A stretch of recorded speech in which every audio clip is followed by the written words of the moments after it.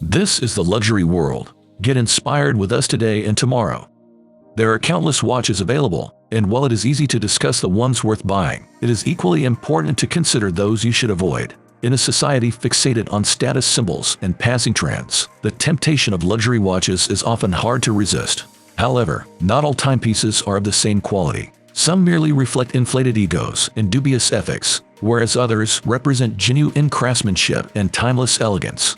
In this video brought to you by the luxury world, we will explore why certain watches, despite their high price tags and sought-after reputations, should be avoided at all costs. We will explore the deceptive marketing tactics employed by these brands, the questionable labor practices behind their production, and the ultimately hollow satisfaction that comes from acquiring such possessions. By understanding the full cost of these watches, both financially and ethically, we can make informed decisions about where to invest our hard-earned money and prioritize values that extend far beyond the superficial appeal of wrist adornment. If you still need to subscribe to our channel, we highly recommend doing so to stay updated with our future videos. Rolex. First, if you like Rolex, you like Rolex. Our reason for advising against buying a Rolex has nothing to do with their branding or availability, but it is about exclusivity and perception. Do not buy a Rolex to impress people, and nobody cares. Enthusiasts are not impressed by Rolex unless it is a rare model like a long BRMT or a bakelite bezel. A regular Rolex is respected but does not raise any eyebrows.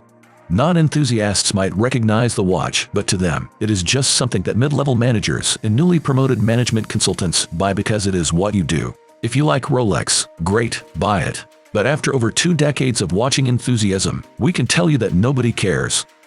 Tag Heuer.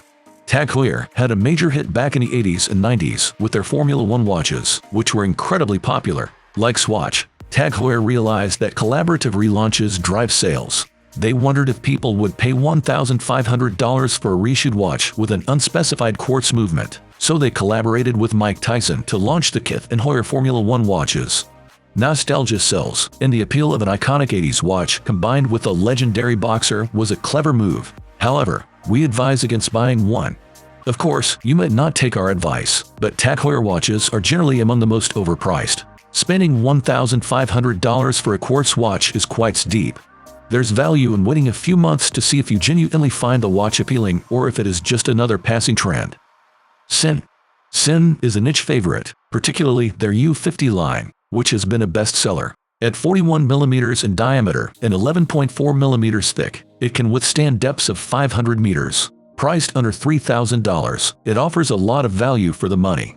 While no one is likely to dive to 500 meters, the technical capability is impressive and adds value. Sion also has the Hydro series, capable of reaching 5,000 meters by filling the case with oil and using other innovative engineering techniques. While this is technically impressive, it is more for show. You cannot service it yourself or take it to any random watchmaker. It has to go back to Sion. This would not be a huge issue if Sion were as large as Omega, but given its smaller size, it could be more of a hassle. While they deserve credit for their achievements, we would suggest sticking with a regular U50. Christopher Ward 12X. The 12 is one of the best value for money integrated sports watches available today. They are excellently made, look good, and are relatively affordable. This skeletonized model features Christopher Ward's own SH21 movement, making it a nice watch. However, the reason you should not buy it is that it is a skeleton. Right now, everything Christopher Ward does seems to be a hit. The community loves them, especially their chiming watches, moon phases, and skeletons. Generally, we advise against first-time buyers purchasing a skeleton watch because they do not blend well with a lot of clothing. The details can be a bit overwhelming, like that floral parrot pirate shirt you think is cool. It is loud and should not be the first thing in your wardrobe. Branching out into skeleton watches is for later in your collecting journey. Cartier Santos. This Santos is an incredibly popular watch and likely one of the top choices for men in Cartier's lineup. While the Tank, Pasha, and Panther models are popular among women, the Santos is favored by men. We love it. It is attractive, though prone to scratches, but it wears perfectly. It is versatile and suitable for both dressy and casual occasions without being bland. This year, they introduced a dual-time version.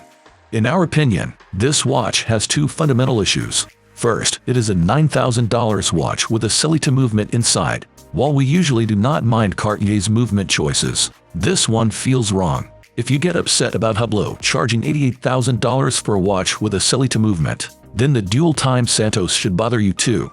Second, the dual-time implementation is not especially useful or aesthetically pleasing. This square Santos looks best as a time-only or time and date watch with Roman numerals and all the Cartier bells and whistles. The dual-time version is just too visually busy. We recommend getting a regular Santos instead. Omega Speedmaster. The Omega Speedmaster in white is a watch you should buy if you like it. It is stunning and has been highly anticipated by enthusiasts for years. There have been limited and low-production Speedmasters with white dials in the past, such as the Olympic models and the Alaska Project. However, this watch is part of a regular production line with no limitations. If you like it, go ahead and buy it, but do not purchase it from a flipper or above retail price. If you wait a couple of months, it will become available below retail. The Speedmaster in black never sells above retail, and once the initial hype for this white version dies down, it will become readily available. You will not have to wait for years, and it will be cheaper on the secondary market. If you do not have a purchase history that guarantees you the watch right now, we recommend waiting until production ramps up and it becomes widely available. 2 brands in one. Studio Underdog and Nomos. Studio Underdog is known for its casual dress style watches, particularly their pizza and watermelon dials. Nomos, on the other hand, recently released the Tangenti in about 50 assorted color variations. This situation is similar to skeleton watches. Color is cool and expresses personality, but with a price tag of $1,000 or more, it is important to consider the watch's longevity. There is nothing wrong with that, but proceed with caution. If these watches were only a few $100s, our reasoning might differ. However, given their price point, you risk regretting your purchase. By all means, get a Studio Underdog watch. They are great, but think carefully about whether the one with a crazy dial is the best choice. Make sure you have your staples in place first. BRMT. This was a tough one, but we might be on a bit of a crusade about BRMT.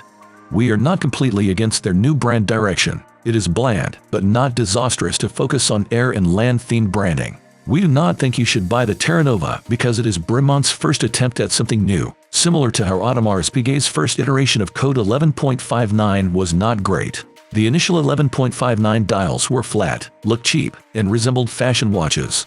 However, a few years later, they added new textured dials and made significant improvements.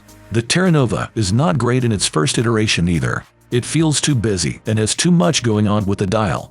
However, we believe the design has potential. With a couple of years of real-world customer feedback, BRMT can refine and improve this watch. Give them a chance to update and refine the model. The Terra Nova has the potential to be much better. It just needs a little work, so let them do that and then consider it. Finally, this is not specifically about any watch, but you should always make up your mind. If you like something and think the price is reasonable, go for it. When it comes to watching, caring too much about what others think or being overly influenced by other people's opinions, do what you like. What are your thoughts on the topic we shared in this video? Please let us know by leaving a comment and giving it a thumbs up. Do not forget to subscribe to our channel for future updates. Thank you for watching Luxury World, and we eagerly anticipate your participation in our upcoming videos.